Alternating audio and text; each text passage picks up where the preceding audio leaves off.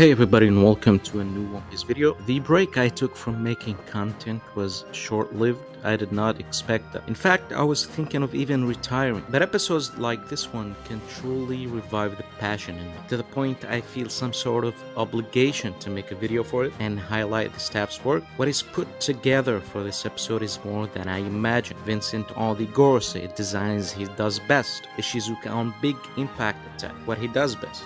And Kashiwaguma on Gear 5, the charming art style on the best form. It's what suits each of their styles best, but to put together such ambition you need a competent director. This is why veteran Toshinori Fukuzawa was our safest yet unexpected choice. Fukuzawa is one of the most experienced people on the show. He was the series director before Wano and he's been putting out great episodes regularly and pretty fast. If you want to know more, you can watch my old videos, so I'm sure he'll do good in this episode. Now let's get into it.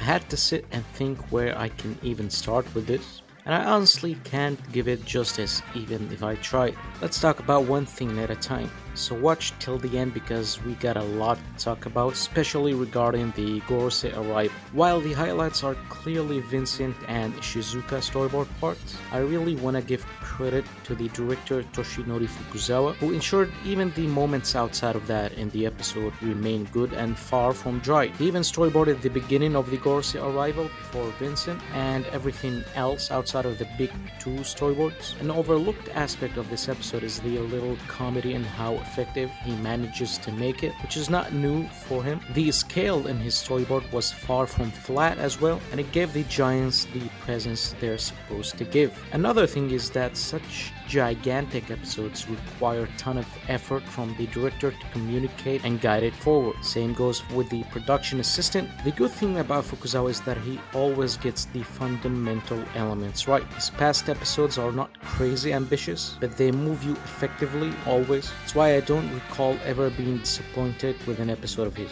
Now another key individual in making this episode is Megumi Okawa, the production assistant for the Peaks of Egghead, like episode 1100, the newest opening, and this episode. She has great connections to talent and she significantly helps facilitating the production in such ambitious episodes. So while I don't usually highlight this important role, I thought about mentioning her this time and maybe more to others in the future.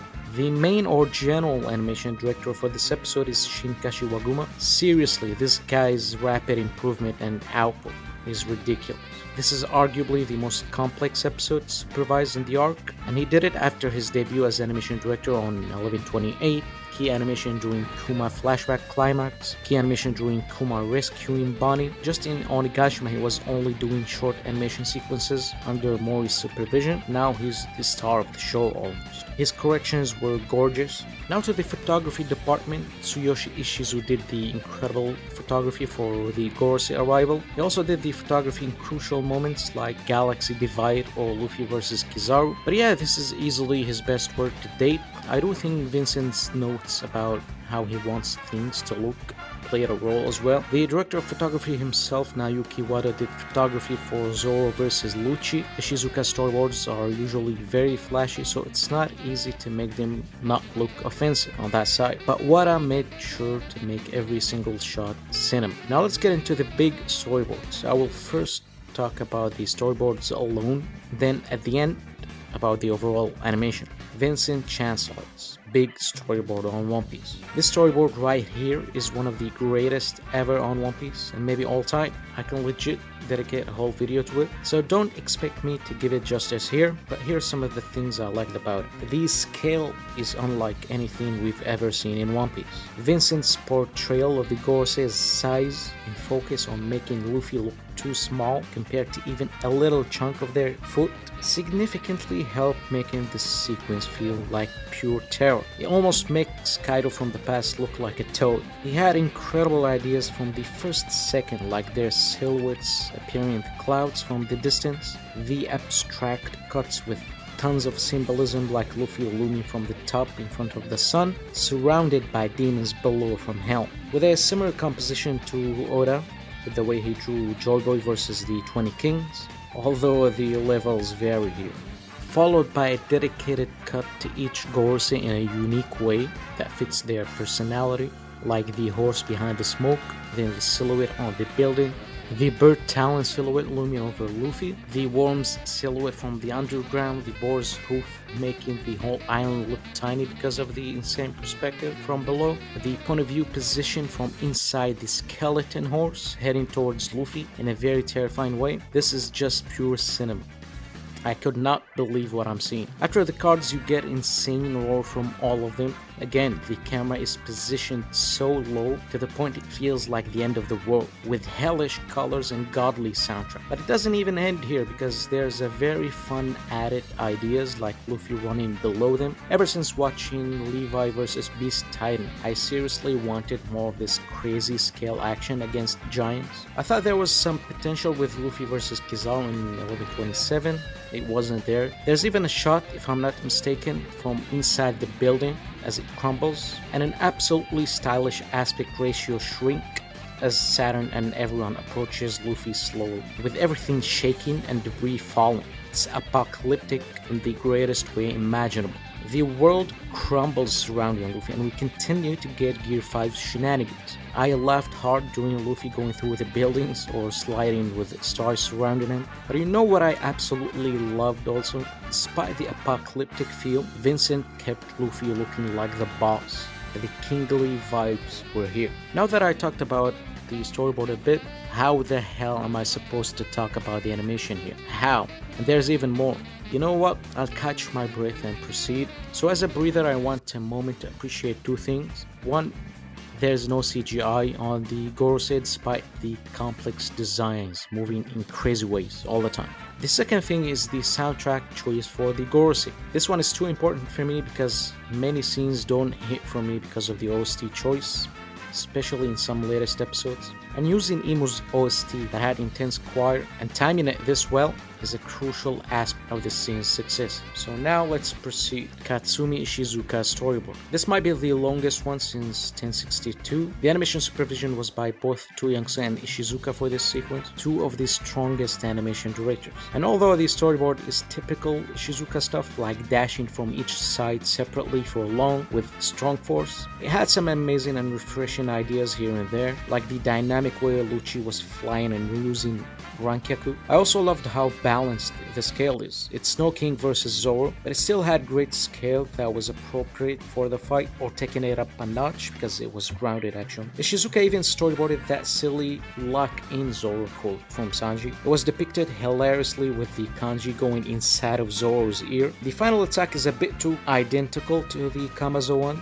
so I would have loved something a bit different, but I can understand that considering it was identical in the manga too, considering how Oda always draws these. That said, I love the part of the Zoro catching the sword, especially with the gorgeous photography. The face-off with Inki Lucci was incredible. I also loved the storyboard for Nazjuro, incredible depiction of speed, which is very rare to do in the anime, and he's almost isolated in a zone of his own because of his speed, so I also like that a lot. Now the animation. The cut from the preview was animated by an animator called Anthony. This animator did Saturn rotations in 1128 and some background animation in Hachinosu, but this right here was absolute madness. It wasn't even during Vincent's storyboard, it was before that. The background animation just never stopped moving in the craziest ways imaginable, tilting, rotating with incredible grainy effects with appropriate brushwork to give the sense of the Gorosei coming in as planets. Some great volume and character acting for Luffy as well. Great corrections by Kashiwaguma here as well. Definitely an animator to keep an eye on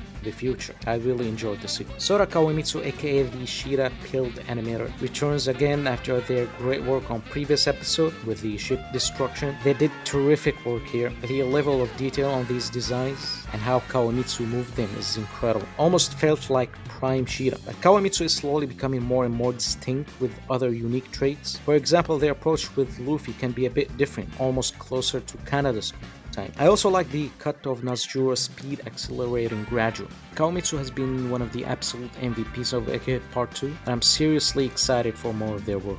I like this sequence here with the purple inky effects. It reminded me a bit of Elusive Samurai sequence by So Miyazaki, but I think my favorite cut with Nazuru is this one right here with the insane perspective and stretching. This is a brilliant depiction of speed right here. It was Mori's cool art, and I'm not sure if it's Kashiwaguma's supervision or key animation or someone else, but it was absurdly good. There was an absolutely incredible cut of Luffy dodging Saturn. The smears and exaggeration was very lovely here. Now let's get into the Zoro and Lucci animation before heading to the Gorosei. Yu Yoshiyama gave us some great effects, a unique touch on Ishizuka's storyboard. Then we have the 1062 duo again for the climax. I particularly love the parts of Lucci's Rankyaku with the way his body spins around. I also love the effects work when Zoro slashes a hole in the smoke. But my favorite cut here is Inki Lucci. It works so well for his awakening design. I believe this is Ishizuka's supervision here, going by what he said on Twitter. There's a cool moment of Zoro smearing his way out. The rest is classic smears power, inky impact frames, and strong impact. Rotating the Lucci cut at the end give it a cool layer instead of the basic standing and take it attacks. And now let's get into the madness of the animation on Vincent's storyboard.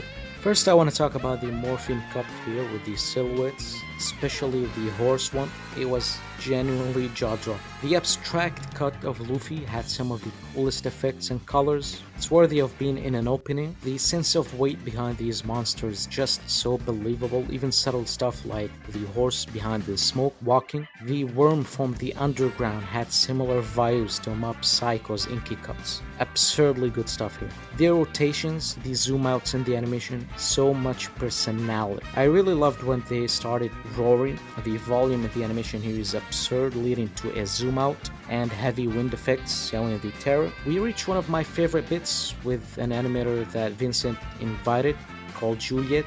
Just pure Gear 5 chaos and shenanigans. The buildings move like jello. It's so squishy and satisfying. And the fun sequence of Luffy dodging as he's about to get trampled is what I crave for kaiju action. Kashiwaguma's corrections feels a bit heavier here, which made it even more fun. And finally, Vincent does the thing, the lineless final cut, something he did with Dragon Kaido before during 1071 cliffhanger. The designs here look incredible and still weighty despite not moving from their place. It's too far from a static shot. It's full of life here. And it's one of the greatest sequences in One Piece in my opinion. I'm thinking about something as ambitious as 1074 with Honi Honi. I'm not gonna compare the two because the sequences are too different content-wise, but I truly think it's up there as one of the greatest. I was thinking of making a whole video dedicated to it, but I thought I wanted to highlight the rest here too. I hope I did it justice. I know I couldn't.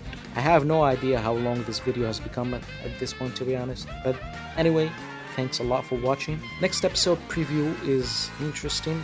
It's definitely not as crazy as this one, but we have Naoto Shishida moving Gorosei, which is very cool, and I always wanted to see these creatures with his animation. And interestingly, Akihiro Ota was not on the recent episode, so either he left the team or he'll be on heavy action that he's cooking. I'm not sure. I hope we can see him soon. Thanks a lot for watching. Like and subscribe. See you next time.